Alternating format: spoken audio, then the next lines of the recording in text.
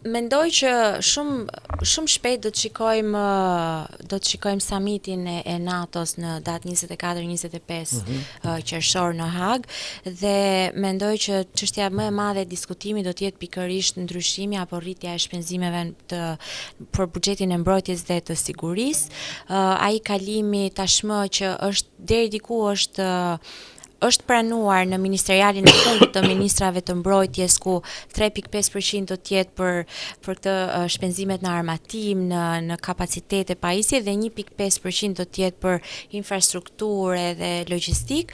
Nga ana tjetër, mendoj që Ukrainës do t'i hiqet një herë e mirë, të paktën përkohësisht apo në mënyrë demonstrative, për t'i bërë qefin Putin ajo ëndra euroatlantike, dhe mendoj që nëse antarët, aleatët e NATO-s do të dalin vokalisht me këtë deklarim, ndoshta për Putin do të jetë një incentiv për të ulur në një marrëveshje paqe për të qetësuar dhe ai. Në favor të tij, sigurisht. Patjetër në favor të atij. Mendoj që kjo ka qenë dhe drama apo e keqja më e madhe që i është bërë Ukrainës, që me memorandumin e Bukureshtit kur ju hoqe drejta e programit bërthamor. Po aq. Ky është një nga zhvillimet që së afërmi. Një zhvillim tjetër, edhe pse pritej G7, u duk një mbledhje shumë qesharake ku Macroni fliste për diçka, Trumpi e kundërshtonte.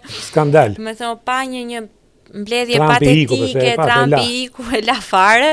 Nga ana tjetër, të paktën për Europën e shikoj pak të pamundur që e gjithë kjo përshpejtimi i riarmatimit të sjellë ndonjë efekt pozitiv në fundin e luftës në Ukrainë.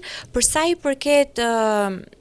i përket lindjes së mesme, mendoj që do të vazhdojë, si themi, konflikti dhe i gjithë ky revanshi izraelit, por tashmë jo revansh toksor, por ajror, do të vazhdojë, mendoj unë, deri në fundin dhe rrëzimin e regjimit. Nga ana tjetër, harrojmë edhe lëvizjet që ndodhin në Indo-Pacific, në Indo-Pajsorin.